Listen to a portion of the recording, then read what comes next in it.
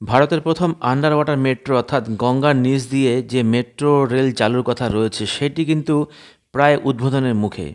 কিন্তু তার আগে সব ঠিক আছে তো? সেটাই দেখার জন্য হেঁটে গঙ্গার নিচ দিয়ে ওপাশে গেলেন কমিশন অফ রেলওয়ে সেফটির অর্থাৎ সিআরএস দলের সদস্যরা। শুধু সেই পথটুকুই নয়, এসপ্ল্যানেড থেকে হাওড়া ময়দান পর্যন্ত 4.8 কিলোমিটারের পুরো অংশ হেঁটে অতিক্রম করেন তারা। তাদের সার্টিফিকেট পাওয়া গেলেই রেল চালু হবে গঙ্গার নিচ দিয়ে। যে কোনো মেট্রো লাইনে বাণিজ্যিকভাবে পরিষেবা শুরুর আগে কমিশন অফ রেলওয়ে সেফটির অর্থাৎ সিআরএসের সার্টিফিকেট অত্যন্ত গুরুত্বপূর্ণ।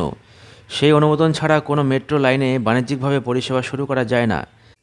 আর ইস্ট ওয়েস্ট মেট্রোর এসপ্ল্যানেড থেকে হাওড়া ময়দান পর্যন্ত অংশে আপাতত সেই পরিদর্শনই চলছে।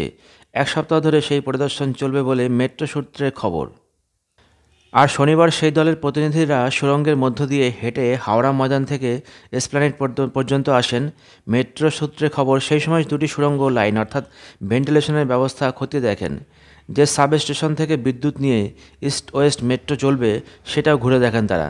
তাছাড়া একাধিক গুরুত্বপূর্ণ জিনিস খতিয়ে দেখেন যা হাওড়া ময়দান থেকে এসপ্ল্যানেড পর্যন্ত অংশে পরিষেবা শুরুর ক্ষেত্রে অত্যন্ত গুরুত্বপূর্ণ।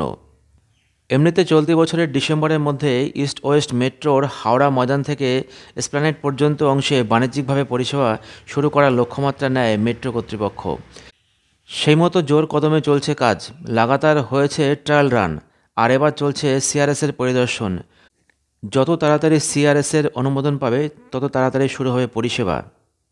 আপাতত ইস্ট ওয়েস্ট মেট্রো করিডোরের সল্টলেক সেক্টর 5 থেকে শিয়ালদা পর্যন্ত অংশে বাণিজ্যিকভাবে পরিষেবা চালু আছে।